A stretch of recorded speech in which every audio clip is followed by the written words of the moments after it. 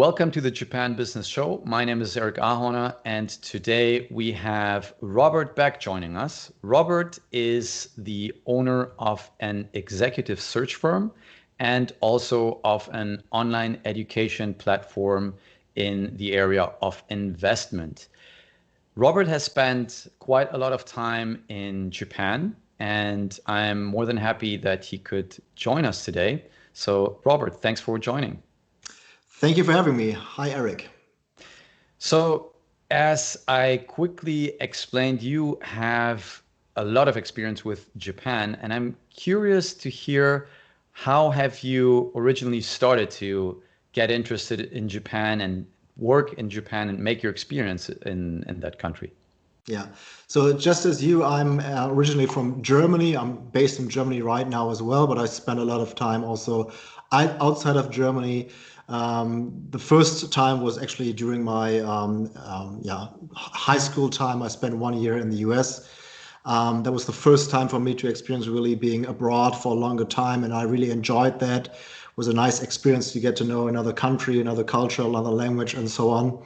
And then after quitting my high school time, I was really interested in going out into the world a little bit more, getting to know other cultures, other countries. And I got to know a friend of my sister who did the same studies as I did later on, which was international business and Japanese studies. And I thought this is really interesting to get to know a totally different culture, language outside of the Western world, but still very modern, developed country. And that's how I got into this. And I spent my first year in Japan doing an internship at a Japanese company. What was it? International company where all Japanese people working there. And I really enjoyed the time there. And I thought, okay, this is really fun being in Japan. And I got into it more and more. And I learned the language better and better. I spent a lot of time there getting to know Japanese friends. And in total, I spent 5 years in Japan.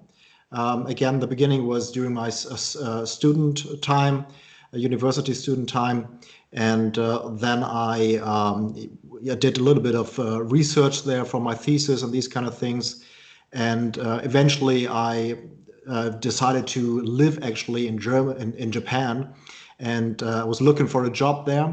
And the job that I could do as a non-Japanese person there was to work at a large executive search firm, headhunting firm, as you can say, because I speak in Japanese, German, and English. So I was looking for Japanese candidates, Japanese managers to work at American and German companies. That's the thing I was focusing on at that time. I did that for 3 years and then came back to Germany and basically started being a headhunter here. I have my own company now. That's what I did.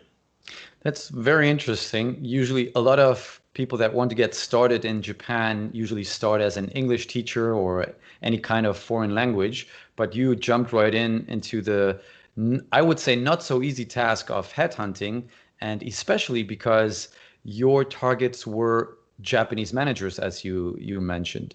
So let me ask you, what were your main tasks as a headhunter in Japan? Yeah. Was first of all, the English teacher, of course, I'm not a native English speaker, so that's probably not the best match for me as well. But the main task, again, we did real headhunting. So we thought the best candidates are satisfied candidates. They need to be approached proactively and really convinced to work for the company. So, of course, also Japanese employees tend to stay at a company a little bit longer maybe than in other countries. So they really are a little bit cautious to change their company. So we really need to convince them and tell them why it's a good decision to do so. And also the difficulty is to actually find Japanese candidates who are capable of speaking English so well. That's why we really focused on, foreign companies in Japan. They maybe open an office there. Let's say it's a software company. They want to sell their product there. They decide to really open an office. They're looking for a country manager first there. And so we were looking for a good Japanese manager who can do that, who's capable of speaking English very well. And of course, it narrows down the scouting ground, basically, the number of people we can introduce. So it's a little bit tough, and especially was back in the days was before things like LinkedIn and so on. LinkedIn did exist at that time, but very few people were using it, especially in Japan. So we needed to actually proactively approach the candidates. We were contacting them by the phone, yeah, and of course, really first of all get them to come into our office and convince them to spend the time first of all traveling to our office and then spend maybe an hour there for an interview. And so therefore, basically what we did was a sales job. It's a numbers game. You need to approach this amount of people to get in the end to this amount of people to come to your office, and then eventually getting somebody to take the offer.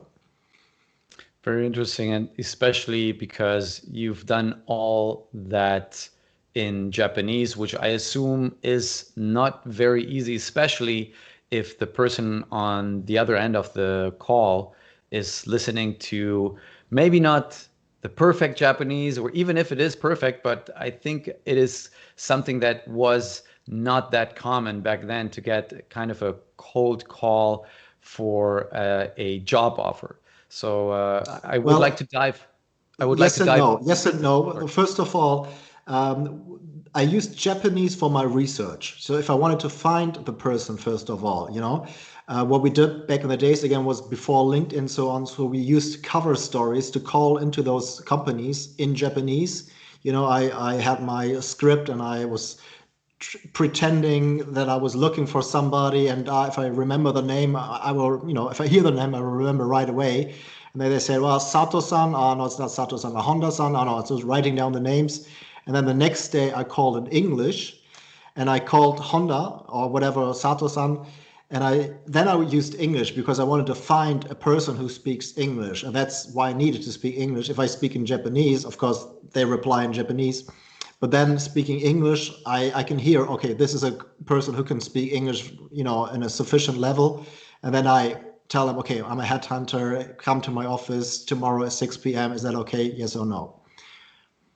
Very So interesting English strategy. and Japanese was necessary. Again, sometimes German company, I was speaking German as well, but yeah, it's Mhm. all of those. So you kind of had the door opener in Japanese, but then the objective was to find a candidate who was English speaking, and that's how you were in the end moving the conversation onto someone that you could Yeah. So when the converse in candidate came to English with. our office, he thought that I don't speak any Japanese at all. And then sometimes when they found out, for example, I was taking notes, and then when I asked them, how many people are you managing? And he said like 5 people, I was writing out five, and then I used the Japanese kanji for people, and then they were looking at, oh, you're writing in Japanese. And these kind of things, these kind of moments, they found out that I actually do speak Japanese. Yeah. Mhm, mhm. And let me ask you, what kind of clients have you been working with? Did you have corporate clients that were reaching out to you? Was it mainly foreign companies that were looking for Japanese personnel on location, or did you also have Japanese clients? They were all Japanese, they were all foreign companies. And some were large corporations like German automotive suppliers, tier one suppliers. Other ones were smaller ones, but yeah, basically all companies expanding their business to Japan. Yeah. Mhm. And in general, what were the difficulties that you had when you were reaching out to clients or trying to find appropriate candidates to fill in the positions? Yeah, again, first of all, the language barrier. It surprises many people when they come to Japan because it's such a well-developed country. It surprises many people that still so many Japanese people don't speak English so well. Um, those who do speak English well, most of the time they spend some time outside of Japan. You can hear right away, okay, this person maybe spent 1 year in US or Australia or whatever. But the other ones who never left Japan for a longer time, it's oftentimes very difficult. Um, and then, as I said, the Japanese people, they don't change jobs so often. Also, maybe They're very interested in foreigners. They are very open and friendly towards foreigners, but at the same time, maybe they don't trust to a 100% degree foreigners, I would say, because they think that Japan is very special. They think of themselves to be very special people, and they think that a foreigner cannot understand a Japanese person. I mean, to a certain degree, that's true. But on the other hand, I think, I mean, people are people all over the world. So it's, I think, not so much different, but that's what they think. And of course, there are differences in culture. Um, and yeah, I think those are the main things that come to my mind right away. When you refer to Japanese as thinking of themselves differently, I think you also are relating to the fact that Japanese has a lot of rules and cultural differences, which in most cases are actually not easy to explain verbally. So it's a very non-verbal communication culture. So you really understand it when you go into an office and there's a saying of KY or kuki yomenai, of people that Yeah, do not know how to read the air, yeah, which means if you go into a certain environment, a skill that a typical Japanese has is to immediately understand without any verbal communication who is up in the hierarchy, who is doing what, to yeah, really understand your surroundings by simply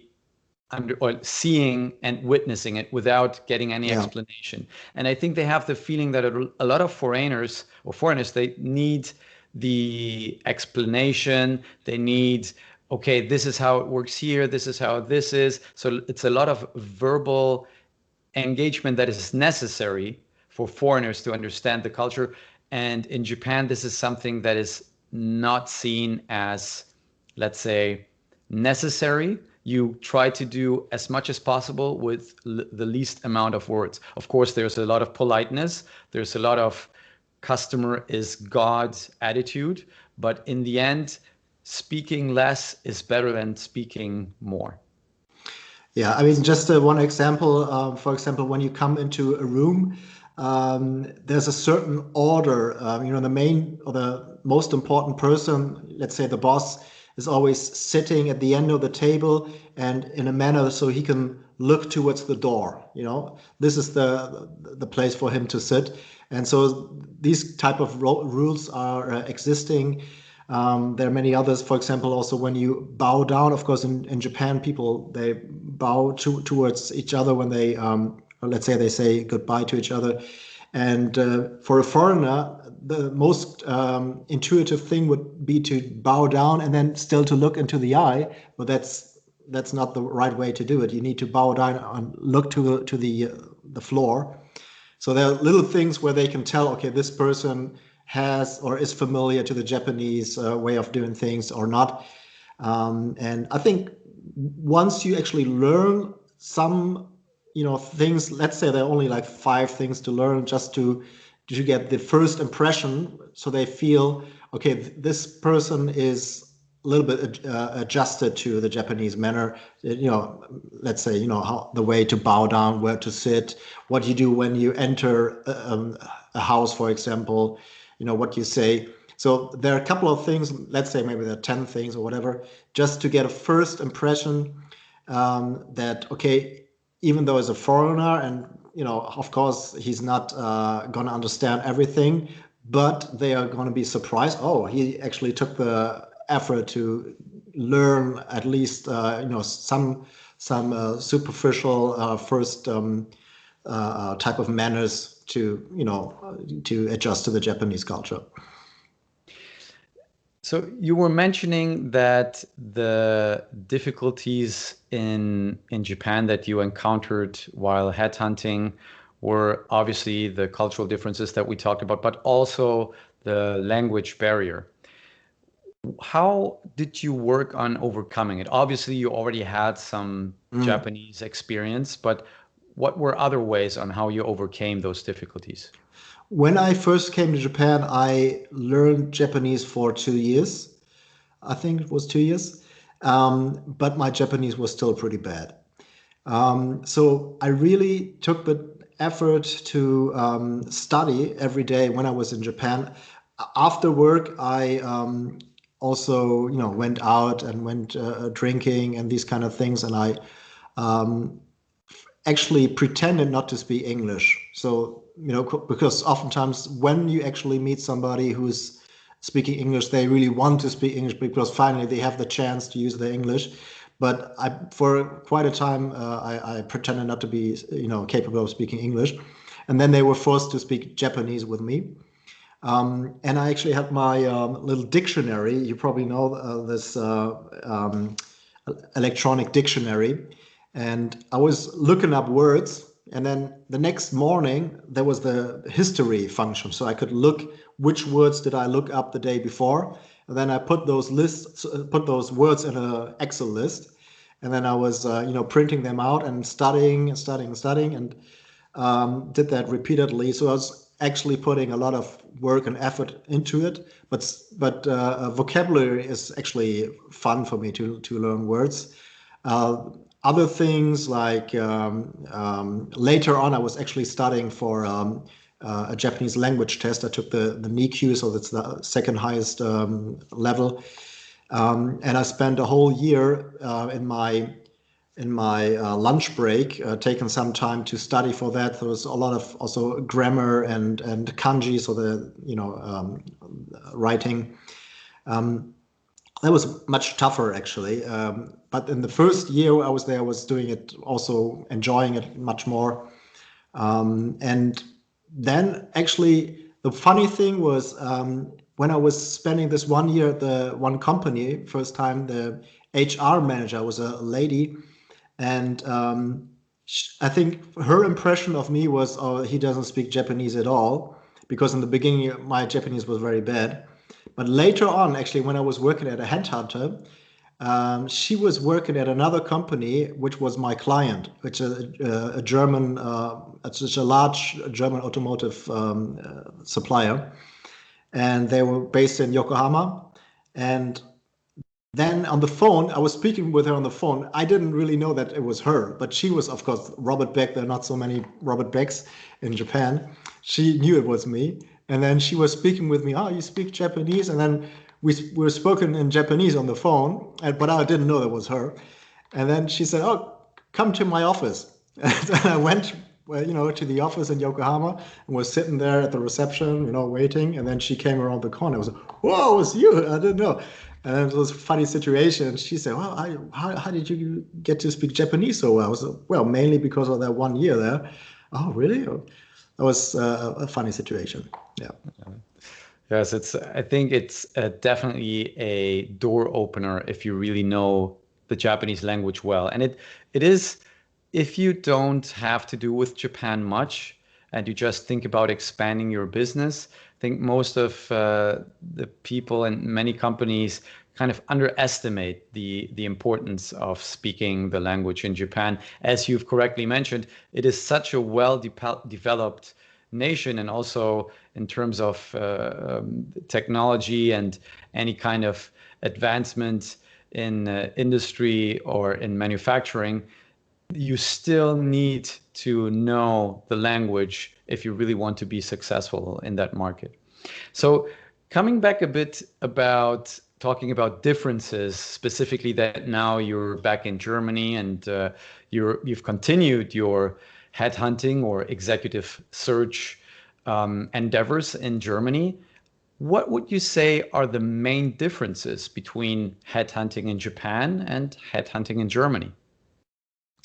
Well, I mean, the main difference, but this is probably more related to, it's a different time now.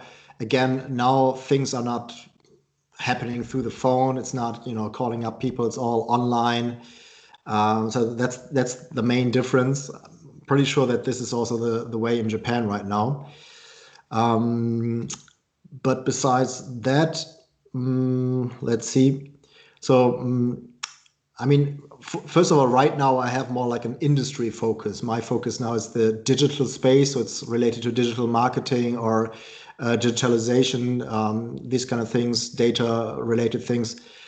So I have a different focus now. Back then, my focus was more like foreign companies and slightly more to the automotive area because that's where many German companies were doing business.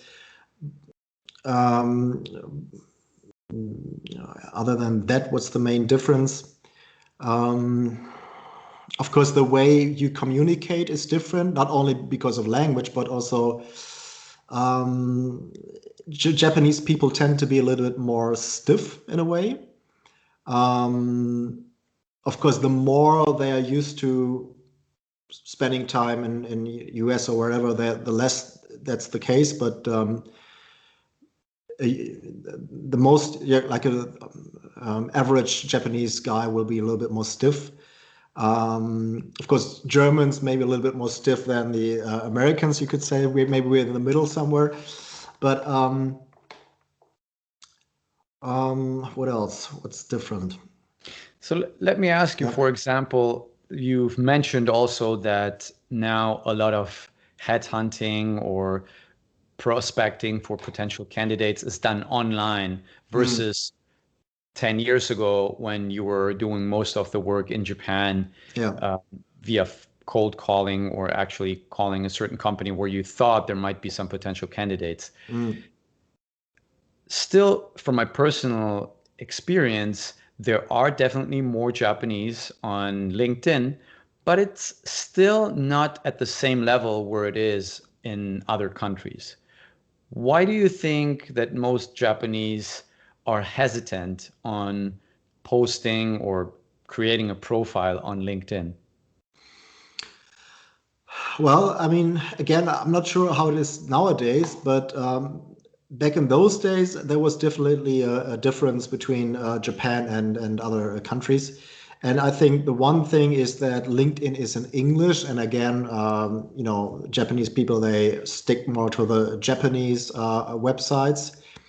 Not sure if maybe there's a Japanese version of LinkedIn. But even if it is, the profiles and the information that people post there, at least what I see is all in English. Even for German people on LinkedIn, they put their information in English in. So that's probably one thing. And then might be this network effect. So if all my friends and colleagues are not on LinkedIn, why should I be there? So probably those people on LinkedIn in Japan, or those people who are on LinkedIn in Japan will be more people related to foreign business, I could imagine. And it might be also that they're a little bit more protective of their data. They don't want to go out so much with their information. Actually, one funny thing was we were using trade fairs a lot in Japan as a source to go out and meet companies, but also for candidates and so on. And sometimes we were actually trying to get some meishis, or meishi, the Japanese word for business cards, at the trade fair, just to collect names, basically, And then we did that a little bit excessively, you could say, especially because one of my managers who really loved to go to trade fairs, and he was always taking us there. And then at one point, they were actually putting up big signs at the trade fair. It's "Be careful! There are people here who are taking your information," and so it's I mean, they're a little bit cautious there. Yeah. Yes, I agree. And I would also say one big point is that Japanese kind of don't really like to put their business information about themselves online that much. So they're very dedicated and very loyal to their own company, but they don't really see the purpose of putting out their personal information with their company name, with their position out there, because it kind of seems as if they were looking for another offer just by putting their information on a platform like LinkedIn. So that is an additional point why I have seen that many Japanese are hesitant. But absolutely correct also what you've mentioned. The moment that they have some international exposure, they have been working with foreign companies, they know about the usage of LinkedIn and how it opens up opportunities, and then they do create a profile. But in Japan, there's also the strong, and I'm sure you've been, the strong tendency, and I'm sure you've been to Japanese networking events. Japanese rarely proactively go to someone they want to meet. It Mm. is usually an introduction. So even if they really want to meet a person, they are very hesitant and very shy to walk up to that person and go introduce themselves. It is a big barrier. Usually somebody has to know that person and yourself, and they make the introduction. That is the usual way on how you get business introduction, not by walking up out there and presenting yourself and saying, hey, this is who I am. Of course, when you are in a joint meeting with everybody together, that's a different story. That's where you exchange business cards. But at a Japanese networking event, when I went in Japan, I sometimes ask myself, why do all those Japanese people come here if they don't network? They Yeah. stand in their corner. Usually, they stand together if they're four or five from the same company. They know each other. They stay in the same circle, and they're kind of hesitant of going out. And you really have to break into that circle proactively. Of course, as a foreigner, you have a certain gaijin bonus, so they don't Yeah. take it as badly or um, Yeah. as a surprise. But this is also one big topic that Japanese love to be introduced, and they really don't like to go out proactively to meet new people and network. Yeah, they don't feel comfortable doing that. But as you said, if you take the first step, they're actually happy about that. They're glad. And they also kind of, as I said, are interested and open towards foreigners, and they also enjoy the differences there. And they kind of also think that, as you know, in Japanese television, there are many foreigners there. Sometimes, foreigners who speak Japanese and sitting there, and they kind of think it's entertaining to watch how foreigners are acting and so on. Yeah. That's correct. Yes, it's certainly there is a huge interest in foreign culture or in foreign Mm. countries and language, but I think the cultural barrier on not being so outspoken, not being Mm. so proactive is putting a heavy burden on a lot of people to, although they would love to meet foreigners and talk Mm. in in English and practice their English and be exposed to a foreign culture, it is still very difficult for them because of the cultural barriers that they have been learning throughout their lives. So Yeah. again, as you mentioned, if they don't have the international exposures, it's very difficult, and it's the best door opener if you speak some Japanese there. If you can Yeah. speak some Japanese and you take a humble approach and you're not too cocky, and you approach them very friendly and try to be as calm and humble as possible, they will eventually open up and gain trust and actually be very happy that you spoke to them. Yeah. So I would really like, since we really dove into all those cultural differences, I would really like to ask you, during your time, you spent 5 years in Japan. I'm sure besides work and business, you've encountered a lot of differences with Germany and with other countries you've been to. If there was one thing, and we talked about a bit about the stiffness of Japanese Mm. specifically, if there was one thing that you could change about Japan, what would it be? Um, I mean, I don't really want to change Japan, but if I really have to answer this question, um, I think one thing that is a little bit causing some difficulties about Japan is it's a very centralized country. Everything is in Tokyo.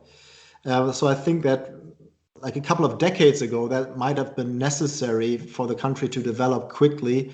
But nowadays, especially with the digital technology and these kind of things, it's such a big city with all concrete and not much nature, and people are really forced into small apartments. And so I think it's causing a lot of difficulties. If Japan was a little bit more decentralized, would be easier, and I think it would also be especially very possible nowadays, since you can work together remotely and these kind of things. So yeah, I think if I would redesign Japan, I would make it a little bit more decentralized. Yeah. And let's go on the other side and ask, what would be one thing that you think other countries could learn from Japan? Well, I mean, again, the good thing about culture and countries is that every country is different, and I think that's the way it should be. But Japanese or Japan, yeah, let's say Japanese people are very into details. I think they're very also when you look at children already, I observed that they are very good in drawing pictures, for example. Even small children, they learn to do these kind of things. I think maybe from their mother or something, or in school. They're, I feel, much better in drawing. Also, of course, adults. That's just goes to show that they're very much into details and little things, and also that's maybe why their quality is very good, because they're really looking into reducing mistakes and errors. And of course, there's this phrase kaizen, Japanese word for continuous improvement. So that's something that, of course, the Western world already learned from Japan. That's a type of methodology. And that also goes to show that Japanese people are always trying to make things better, improve. I mean, if you look back in a couple of decades ago, of course, the saying was that Japan was stealing, kind of maybe the same way that China does nowadays, technology from the West and inventions from the West. But actually, they didn't really steal it. They copied and made it even better.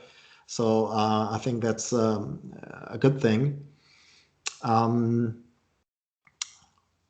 Yeah, I mean, one thing I would like to say is, and this is maybe also true here for Germany. Again, I have a lot of experience working with American companies, and I think some of your clients, or many, probably most of your clients, are American companies. And American companies, the way they do their business is very spontaneous. They go maybe into another country, let's say it's Germany or Japan, and they just say, well, let's just spend some money, try for a year. If it doesn't work out, what the heck. And this is causing difficulties, because especially looking from my perspective as a headhunter, I see that many candidates have been burned already with American companies, because in America it's much more hire and fire mentality. And here, they join an American company. They're very much looking forward to the new opportunity, and they're excited. Feel that there's not really much support coming from America, especially in terms of localization, marketing support, and also the German customer, but also the Japanese customer are very demanding. That's something that Germany and Japan has in common. They are demanding in terms of quality, and also, again, like data protection, these kind of things. So it would be a good thing to have a server placed in the country, not an American server where the data is. So therefore, there really needs to be some type of localization and adaptation to the market. And if this doesn't happen, then very quickly the Japanese manager or the German manager will be frustrated, and things will not move so quickly. Also, the decision-making process in Japan and in Germany is slower than in America. So the Americans, they expect things to move much quicker. they say, okay, well, the first 6 months, that's going to be this amount of sales, and then we're going to build up on that. But it's much slower, and so really need to have a patience. And yeah, this is something that American companies are lacking. They are lacking the long-term commitment. And if you want to do things in a foreign country, in Europe or Asia, wherever, you really need to commit to it 100%. You really need to give your local staff the support. And then there's going to be a lot of opportunity and success, but you got to do it really 100% correctly, and not just try without really doing it full-heartedly. Yes, I really like specifically the 2 points that you were mentioning. So number one being the detail orientation of Japanese in Mhm. general, and number two, the actual long-term view of things and not really looking at short-term gains, but looking at the long-term success. And they look at that for relationships, for business, for friendships, for any kind of social interaction. I think it's always a long-term view. And talking about the detail oriented aspect, I think what you were mentioning about kids drawing nicely and people really trying to focus on, for example, their handwriting, it does have to do a lot with obviously the Japanese language or the Japanese writing in Mm. three different um, writing forms in hiragana, katakana, and also in kanji. And also that there is a dedication to mastering a certain thing. So it's always been in Japanese culture to become a master in a specific field. It's not so much about being a generalist and understanding a lot about different Mm. things, but it is committing to one craft and then trying to be the best at this one craft.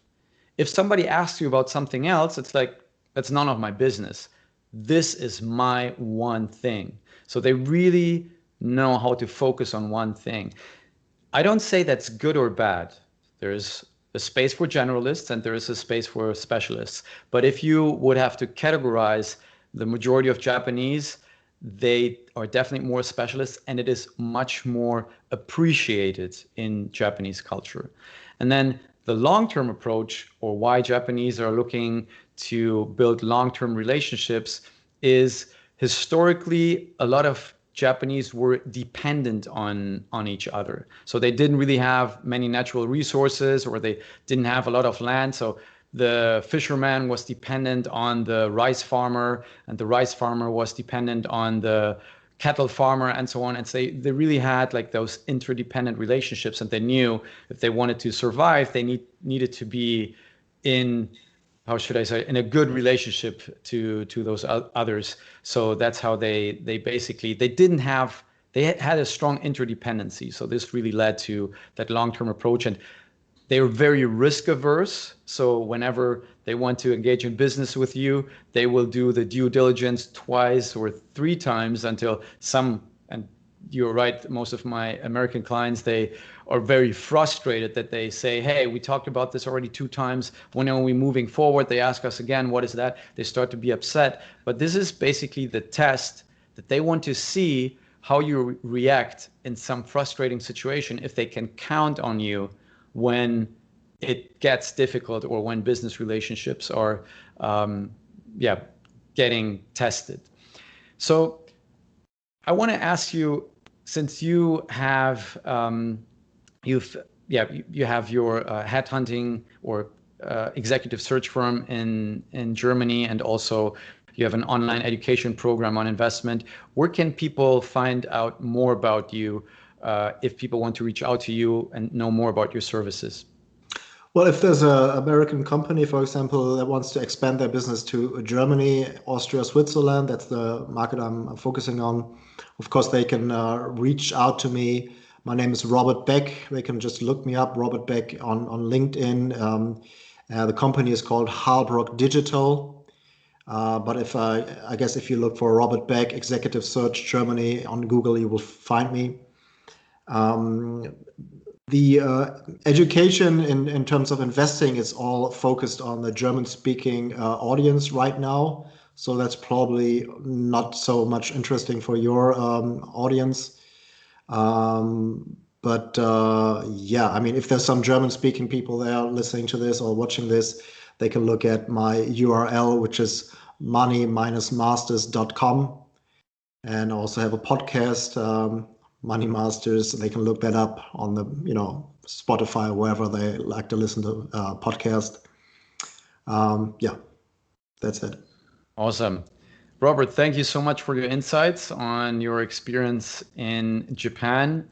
Again, thank you everyone for joining today. This was the Japan Business Show. See you all next time.